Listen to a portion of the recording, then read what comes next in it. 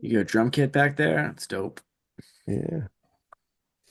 Yep. This is where I do all my recordings. Oh, really nice. Can't even move the camera, but yeah. Oh, Yep. sweet. All right. Did it go live? Does it say so? There we go. All right. Good. Perfect. All right. Let me get the intro going and then we will be right back.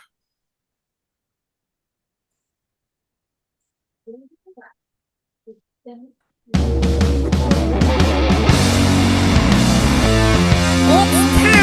for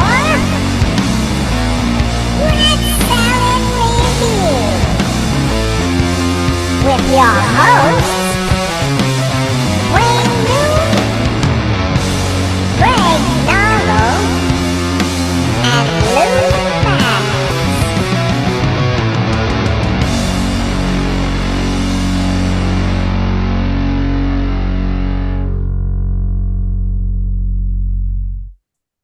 It's a Rat Salad review. Dusty and Adam, I think you recognize that song, don't you? Yeah, that band sucks. They do. I'm gonna get another band to do that intro. No, I Yeah, appreciate it. Thank you you. could do better, you know. Yeah, definitely. Frostbite. But today we're not talking about Frostbite BC. We're talking about the band. I'm gonna probably fuck this up. Aluminium. Oh my! Somebody say it. Aluminium. Aluminium. Thank you. And who do we have here? We have Dusty. You play the bass, right? Yep. I'm the bass player and the newest member of the band. Very cool. And who else we got here? We got. Introduce yourselves, guys. I'm Michael. I play guitar. Very cool. I'm Peter. I play guitar. Very cool. Can you guys hear me or no? Now I Yeah. hear you. Oh, yeah. Yeah. Wait, no, some issues. My name's Eric. I play keys and vocals. Very cool. And Yes. my name is Adam, and I play drums. Very cool. Welcome to the show. Hey, Thanks for Catman. having you. us. Thank No you. problem. Catman's in the chat. Thanks for tuning in, Catman. So let me tell me about the band. There's a baby. Look at that. I'm saying goodnight. How old is the baby? 7 months. Wow. All right, say goodnight to the boys. Good night. All right. It's got your eyebrows. Yeah, he does have his eyebrows. They grow up so quick. All right, sorry about that. No problem. All right. So how did this band start? Is this your band, Eric, or No, Michael is gonna. Michael? come Oh, on. okay. Yeah. Probably 2010, Peter and I started jamming and just started writing songs. And over the years, we've had several different drummers and kind of incarnations. But since right after COVID, we started playing with Adam, and then Eric had joined in, and then finally Dusty. Very cool. That's And where we're at now. very cool. And Adam, how did you get involved with these guys? Well, COVID hit. A couple of my bands were not playing. And then I used to live down on a boat in Salem, and Mike was a bartender that was just like 100 feet from me. And I would go in there and drink. And then one day he asked me if I, would want to go down in there and jam. I said, yeah. And then shit, now it's been what, 3 years? Yeah. Yeah, just about 3 years now we've been playing together. It just started off with me, Peter, and Mike. And then, Eric came in, I don't even know now, what, 6 months after, 8 months? I don't even know. Eric, maybe you can talk about that. So what's kind of cool about this whole thing is that in 2010, when I was living in Salem, I was just happened to bump into Michael, and he invited me down to play music with him in the dock. And so I went, did my thing. Some time went by, and then we just kind of went our separate ways. And the universe brought me back into the equation right after COVID. At the time, I was working as a firefighter, and I got injured on the job. So I had some time on my hands, and Michael, through a mutual friend, invited me to play music. So I showed up, and I saw Adam there, who I had met years ago, at a mutual party, so it was cool seeing him. It almost felt like it lined up. Something about that whole vibe. I was like, all right, I want to jump in this and see what's going on. And then this fucker, Dusty, man, he showed up and started crushing it. But it took me reaching out to him, not his best buddy Adam, which is bizarre, right, Adam? That's Wow. absolute bullshit. I asked Dusty multiple times if he wanted to come down and jam, but whatever. Yeah. He was Well, going the through some situation wasn't right. The situation wasn't right, and Yeah, then just say what all- happened, Dusty. and then Yeah, something. Yeah, Eric Scheduling, really. Yeah, You know, I got Thursdays open. So now I can jam. It's great. These guys are awesome. It's nice to compliment everything that they've already created, and then I can kind of just dance on top of that, emphasize different parts. It's cool. Oh, very cool. Now, Eric, you sent me the first recordings that you guys have done together, and then you sent me a newer thing that you were working on. How new is that song that you sent me? So we are working on our second sessions right now, and I would say that's probably Dusty. When did you jump in? 6 months ago, something like that. Yeah, I would say something close. I would say to just that. probably Maybe. just a couple, maybe 6 to 8 months ago we started just messing around that, and now we're throwing it into the set with a bunch of songs polishing up, and I'm excited, man. I'm really in. Letting it out, letting it rip. Really cool. Michael looks very confused. What's the problem, Michael? Yeah, I lost my I can't see anyone now. I'll have to figure it out. Hold on. Can't see anyone. I don't know. Yeah, Very strange. it is strange. And Peter, since we haven't heard from you yet, what's it like working with all these guys? I mean, you got some very It's talented people. really you're cool. I mean, Michael and I have been at this for, about 14 years now. And it's sort of been a revolving door of other musicians and, various incarnations of the band. Yeah. And now finally we have this crew that's in front of you right now. And everybody's a really competent musician and everybody's really dedicated. So what Michael and I envisioned many, many years ago is now finally coming to fruition. And like, the juicy details are coming through now. So it's really a pleasure to play it the way we'd always envisioned it being able to be, Yeah. Who came up with the name Aluminium? I can't. I don't know why. I've had a hard time pronouncing that name. Aluminium. Thank you. There we go. Got it. It was just kind of like a joke on. I had a professor that pronounced what he'd go, and you whatever he'd be talking about, he'd always say aluminium, and I just thought it was funny, and then we kind of decided we weren't a heavy metal, so we're more of a lighter metal, Right. Yeah. and kind of just stuck. I didn't. That's pretty funny. That's a funny detail I didn't know. Now I noticed some of the pictures you guys are doing lately, and you're wearing metallic looking outfits. Are you going to kind of go with that look now? Oh yeah, Yeah, it's a gimmick Yeah. for sure. Yeah, definitely. I think you got to go with that. Yeah, it's fun. It is. It really is. It's cool to like get into a certain mindset and dive into it.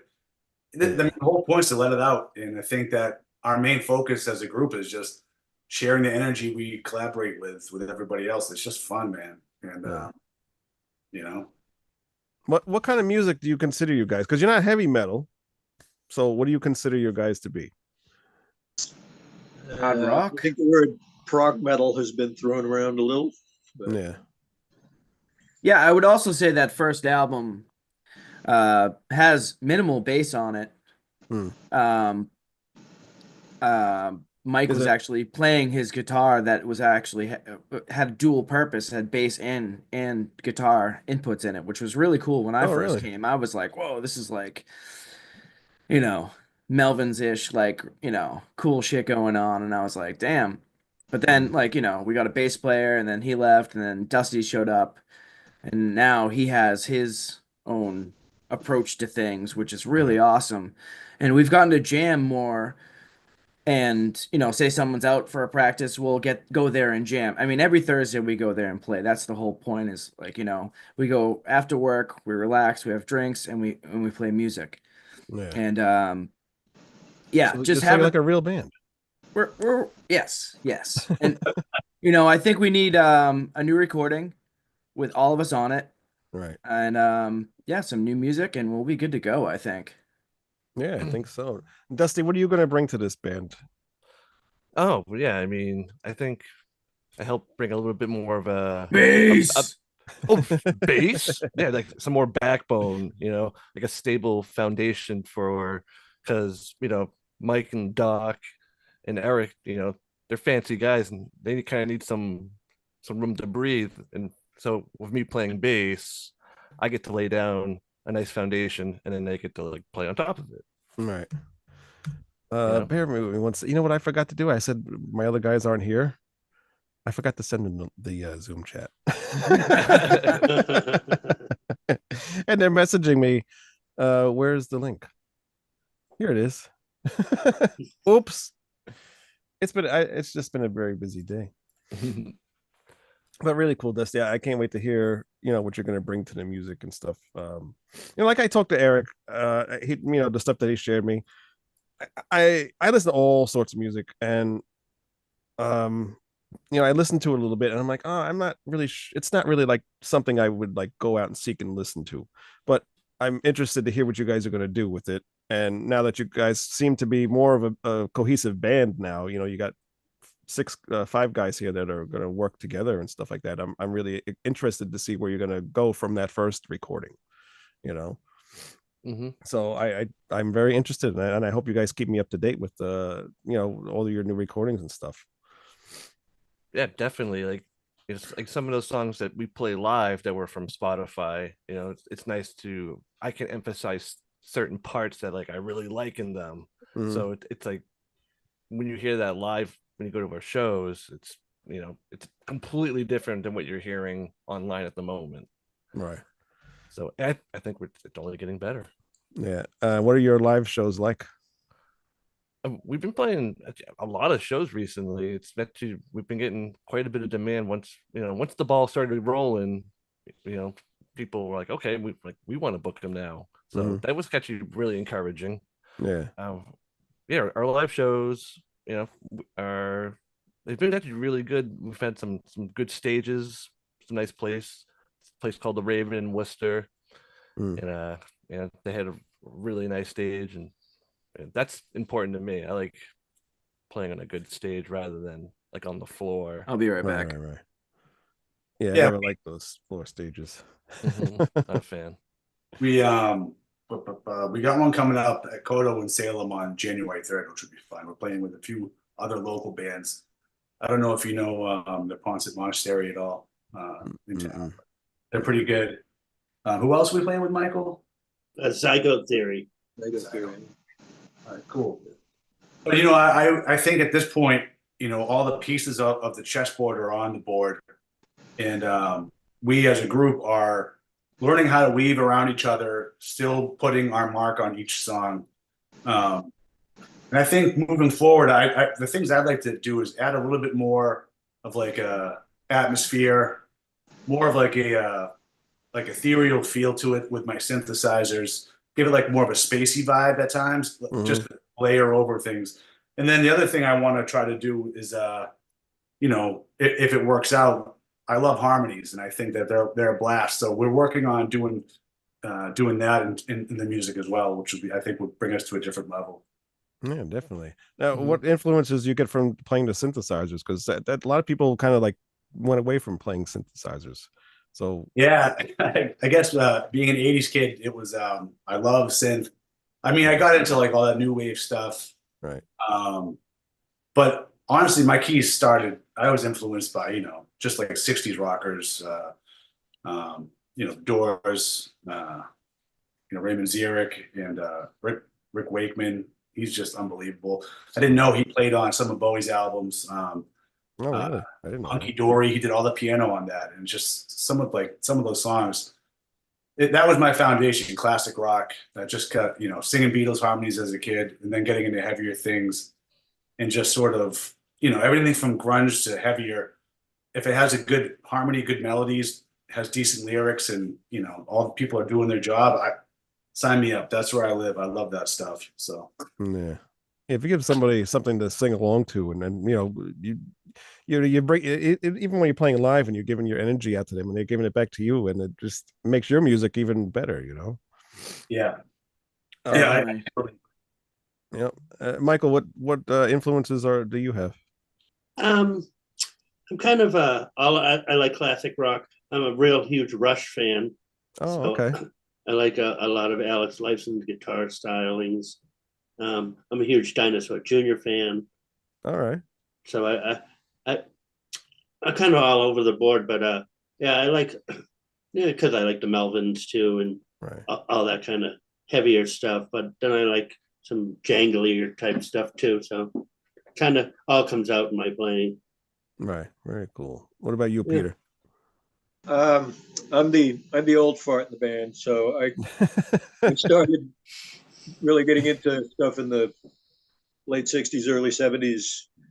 I grew up all over Europe, but I was living in England in the late '60s, early '70s, and I was listening to Mark Bolan and T Rex and Dave Bowie, and watching Top of the Pops all the time.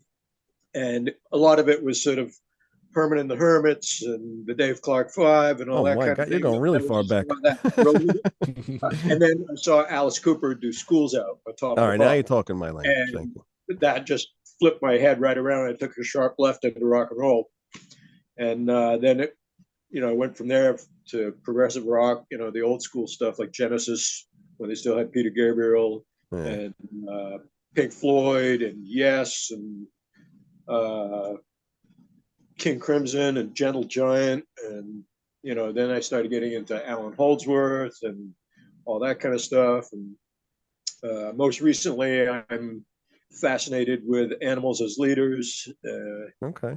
and I'm just all about anything that's done well. When I was in my 20s, I had really strict rules about this is cool and this is stupid.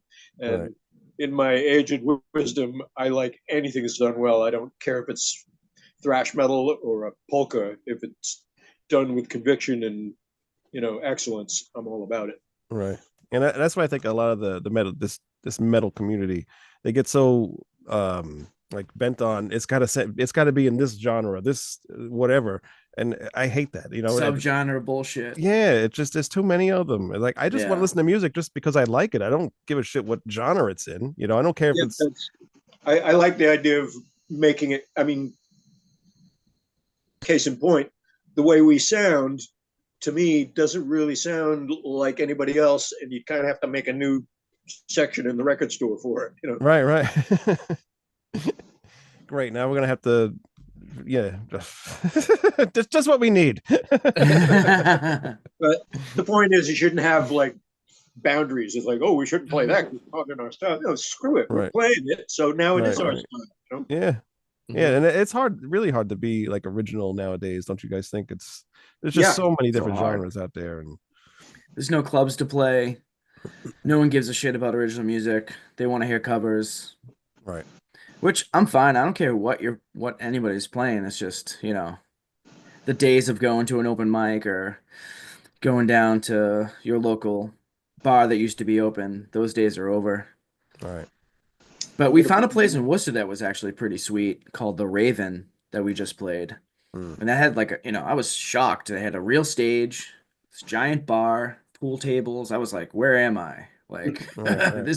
we're in Worcester. Like they're far behind. But yeah, no, I mean, it's tough being original, but hey, as long as you like what everyone likes what they're doing, and who cares? Right, And that's yeah. that's what matters the most.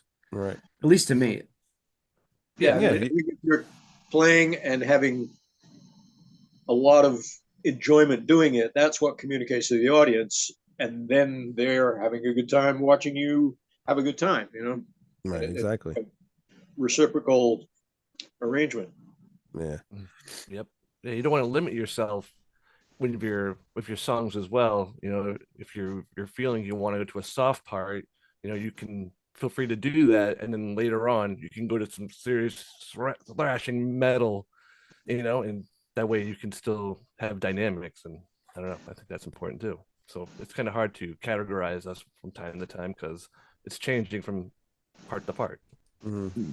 And show to show. Mm-hmm. So Yeah, what I like about what you're doing now, Adam and Dusty, is, you know, when we're playing certain parts of the song, you both tend to have the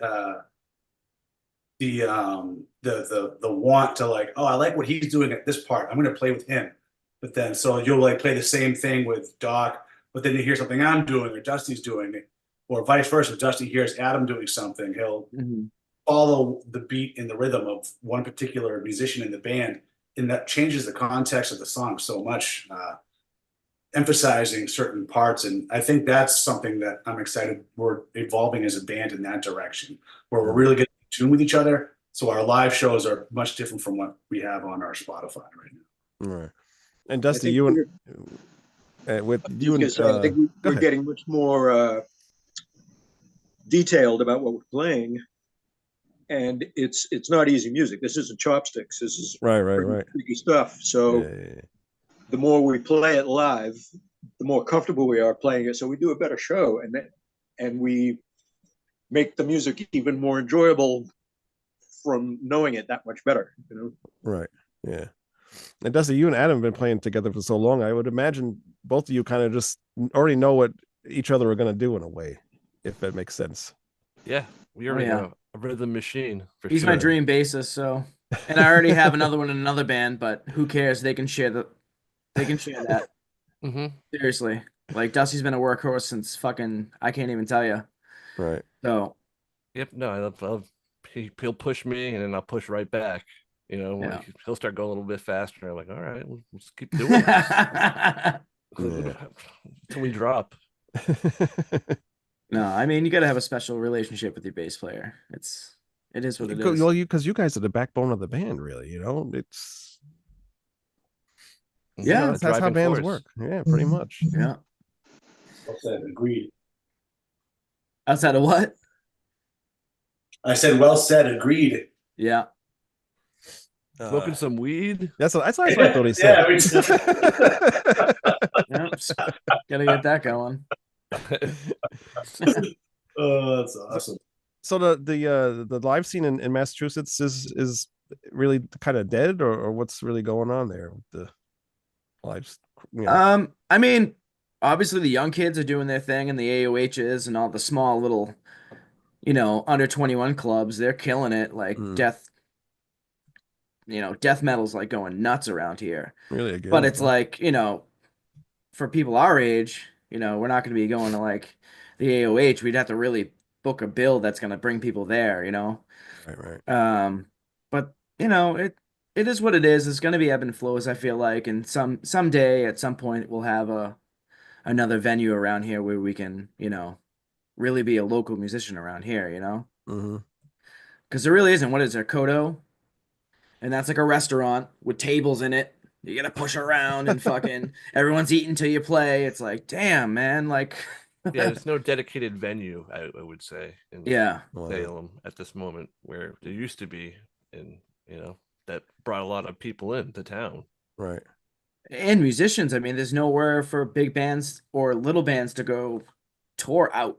You know what I mean? Like when I was playing in Boston in like late 2009, 10, like you'd have touring acts that would want to come up to Boston and play a little side show from Boston, you know? Right. Come to Salem or Beverly or go to Worcester or New Hampshire, you know? But where are they going to play? There's nowhere to play.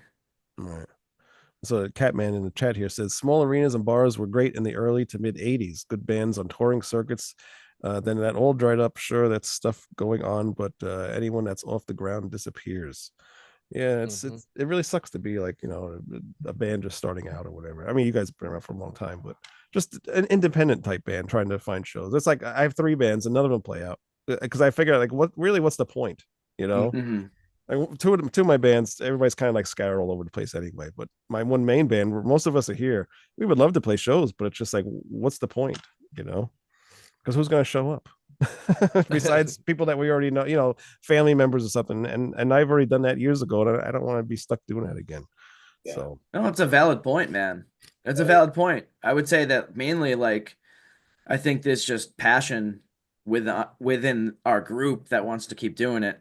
Yeah. Like, I mean, I've played a million shows. I still want to play shows with these guys. So it's like, it just is what it is. Thank God I got, these guys that still want to do it, so Yeah, that's the good thing of trying to find. it's lucky. That's what I tell Eric. Right, We're yes. lucky, fortunate. We have a week practice every week. We show up A lot of and bands we don't do play that now. shows. Like, Yeah, it's very hard to find bands or people that are dedicated to do that. Yeah. Especially, not that you guys are old, but in our age, it's hard to get people dedicated because like you got a 7-month-old child, I got an 8-year-old child. It's hard to go out, and Dusty's got his daughter, and it's hard to get out and practice every week and be committed to doing that.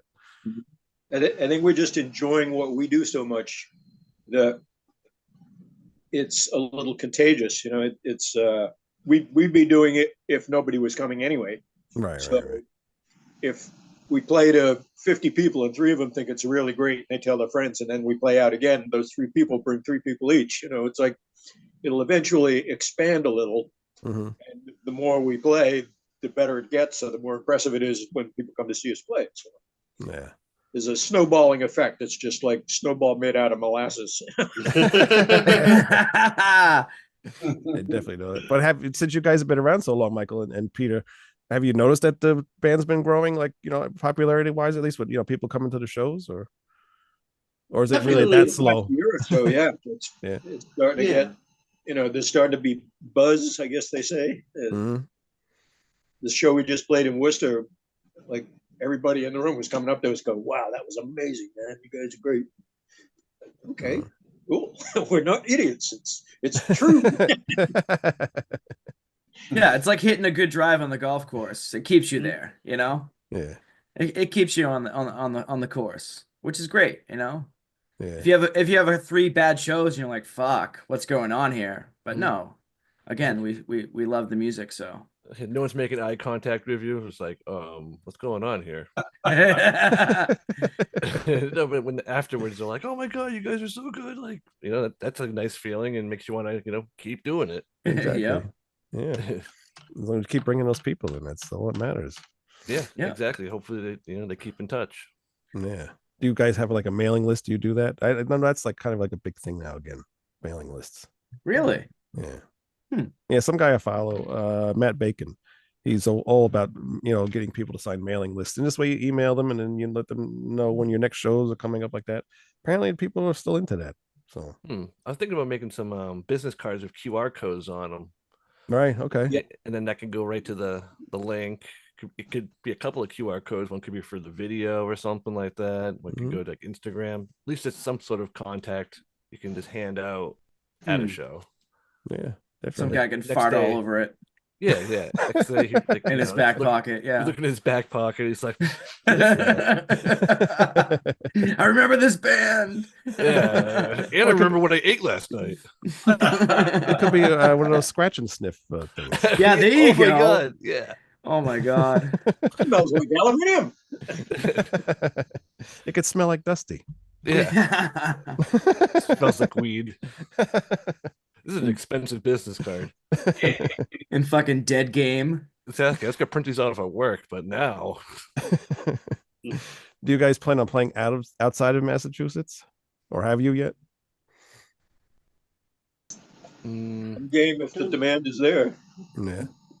Yeah, I guess our vision would be that we have another video and record some new stuff, even if it's just 3 songs, make them great, and then music does its own thing. Right.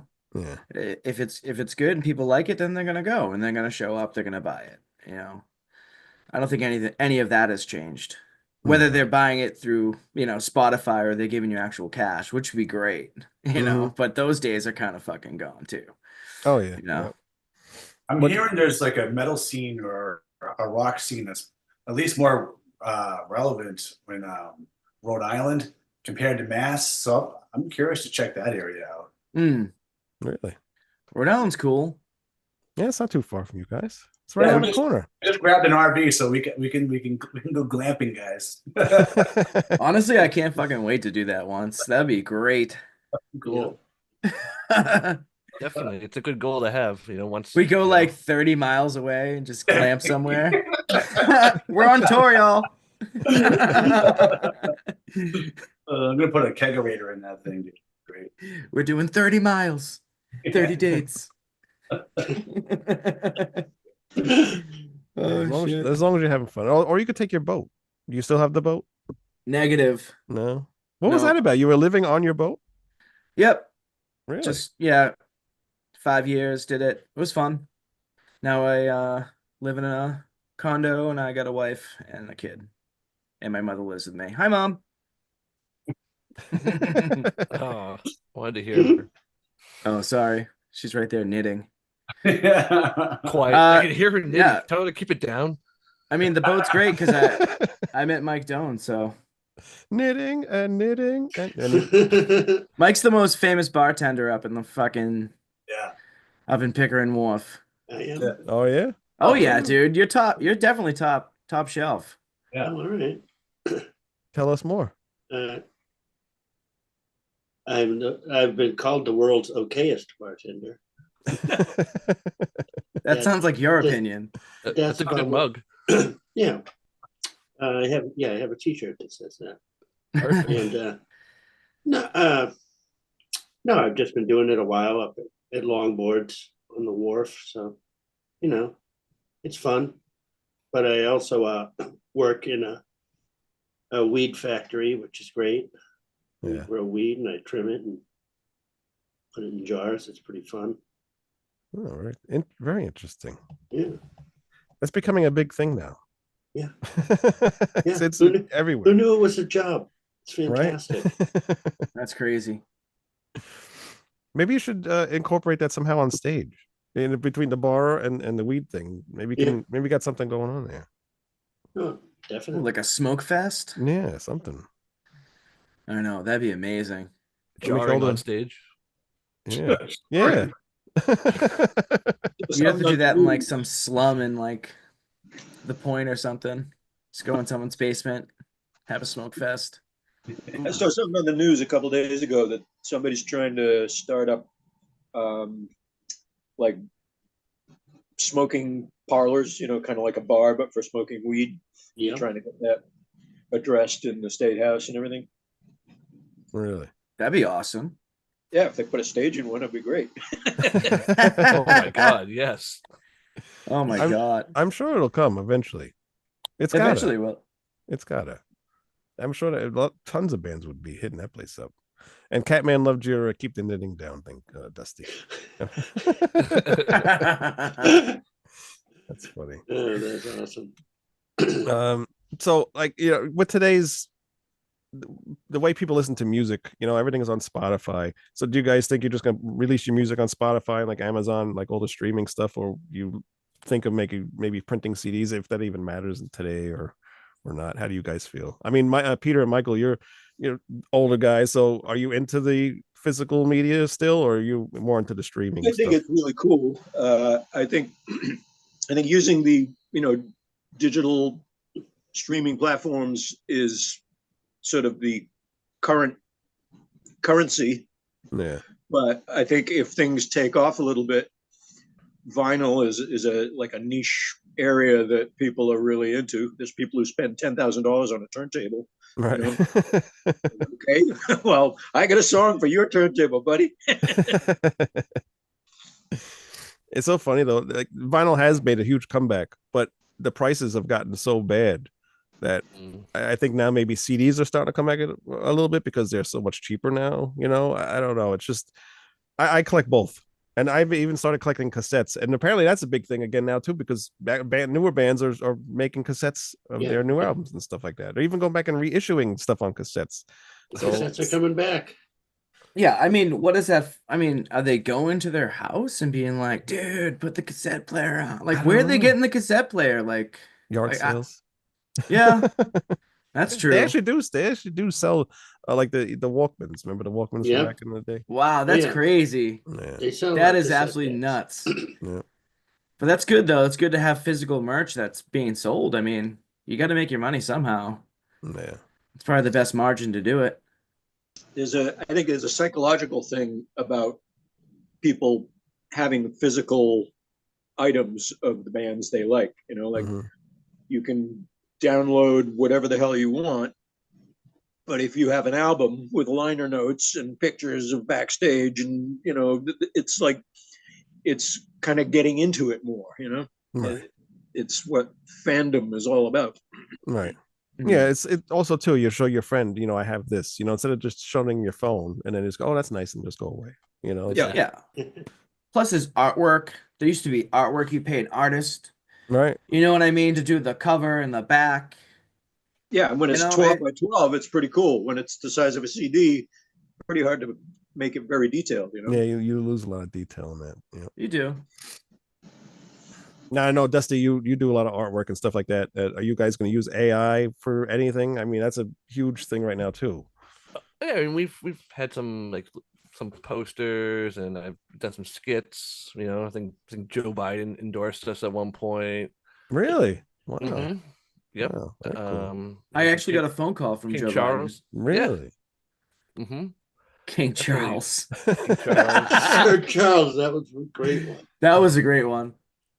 Yeah, so I mean, I'm sure there'll be all kind of celebrities showing up. Optimus Prime, I think he definitely endorsed us. Yep. So we get some pretty heavy hitters. all the big names. Mm-hmm. Have they showed up to any of the shows? Carl Schwab did once. Oh yeah. No, till we get a back projector.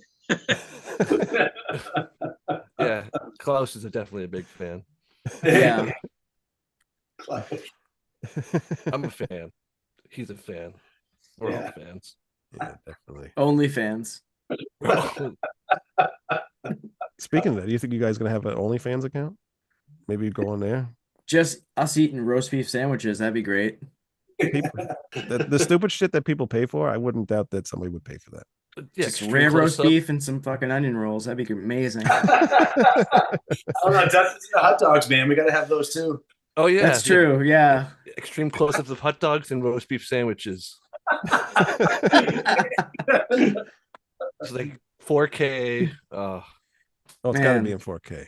I really want to. I want to shoot you with a hot dog gun, Dusty. Oh my god, I'm ready. You know how they have those 50 Your cals? time is your business. Privacy of your RV. Yeah, Yeah. it's good. Doc's gonna have the salad.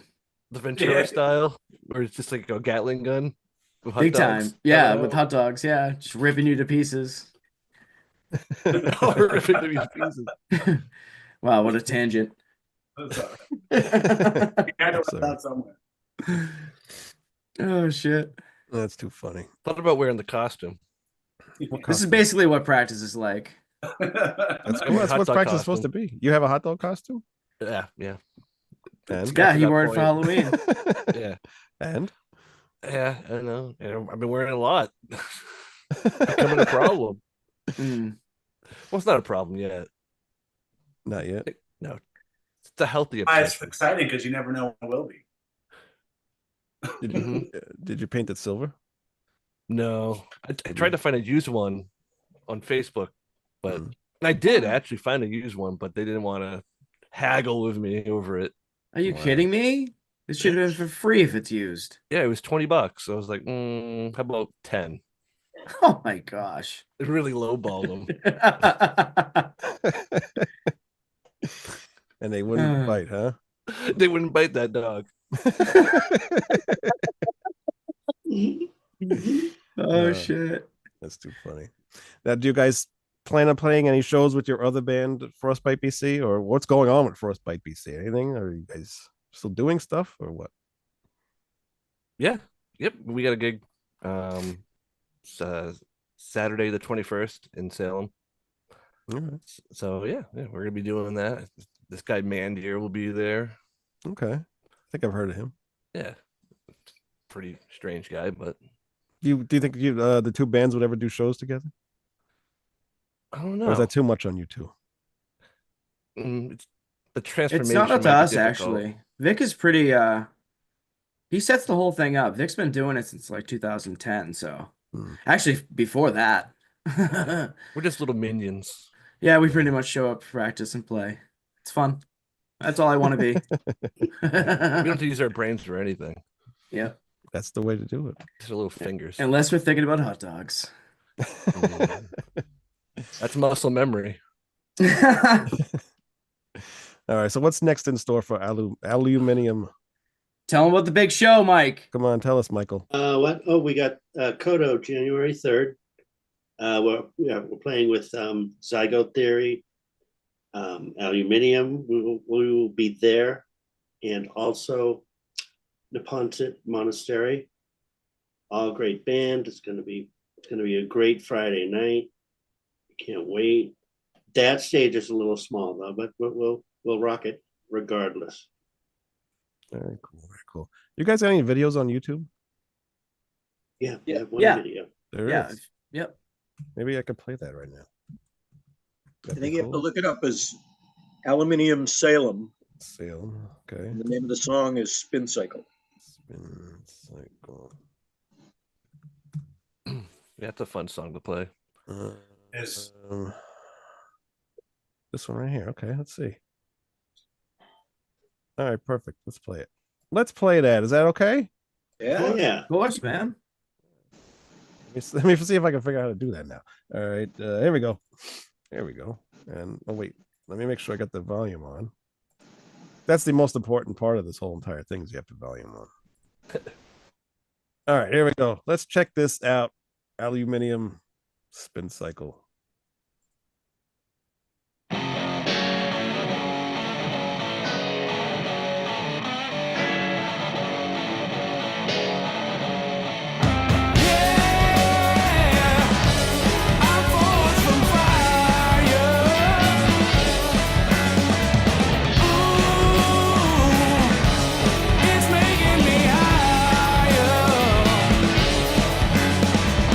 Burn the bridges down.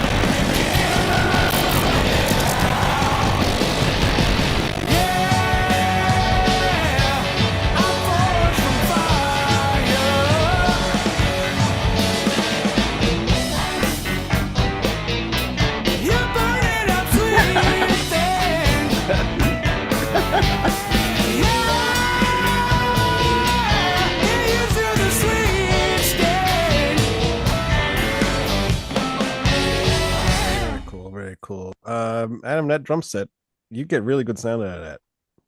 Yeah, I was looking for the best tones when I got there, and that's actually Mike Doan's backyard. His backyard Okay. is amazing. I wish I was there a lot more. Holy Didn't have- crap. And he was like, I was thinking, I'm like, what am I gonna do? Like, I could hit buckets, whatever. And then he's like, oh, I got these like weed plant things you can hit. And I was like, what?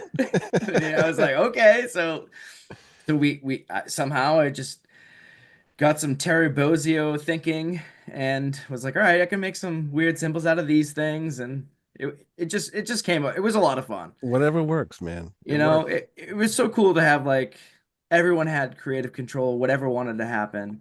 And we had a good friend recording all of it for us, who's also Bob the Elf. He was the Okay. one that did that skateboarding trick at the end. Oh, okay. God bless that kid. But yeah, it was real fun that day. Real cool. And Michael, you were skateboarding there. I was doing some skateboarding. It's about as much as I can do nowadays. Really? Oh, so you did that back in the day, like you were. Oh yeah, I love longboarding. Oh, That's yeah. just cruising. Yeah. I still do a little bit, but not nothing too crazy. Yeah, really cool. And then Eric, I loved the hose microphone too. That was cool. Trying to take a page out of Roger Daltrey's playbook there. Go. I haven't seen that video in a long time, actually, all the way through. Yeah. I forgot about some of those interesting. The clapping part, that was pretty Yeah, funny. that was pretty funny. Gotta have Good fun. stuff. Good stuff. Catman in the chat said he loves the playthrough segment and he loves the riff and he loves the drum kit. So there you go. You Nice. got a fan. You got a fan now. Nice. See? Yeah. Anything else that everybody needs to know? Got a website, Facebook, Instagram. Yeah, who's got those Spotify. handles? Eric. Yeah, yes, we have Facebook and Instagram and Spotify. You can find us there, Aluminium Band. Maybe I can post the links up on your page, Wayne, under the interview link, if that helps. Oh, okay, yeah. Do that. Yeah, so people will see that there. But everything's Aluminium Band. All right, very cool. Very cool. Well, guys, thank you very much for coming on the show. Awesome. It was so much Thank you fun. very much for So having us. awesome. Yeah, and I wish This you guys was a luck blast. and definitely keep me up with what's going on. Absolutely. Yeah. Maybe we'll get a Rat Salad review of the new album. Yeah, definitely. All right. Definitely. Right on. Very cool. All right, guys. Have a good night. I really appreciate it. Thank you Thanks. very much. Cheers. Thank you. Thanks for everybody Take care. watching. All right. Oh, We'll yeah. see you guys Thanks, later. everyone. Rock on. Rock on. Bye. Hot dogs. Roast beef. Hot dogs.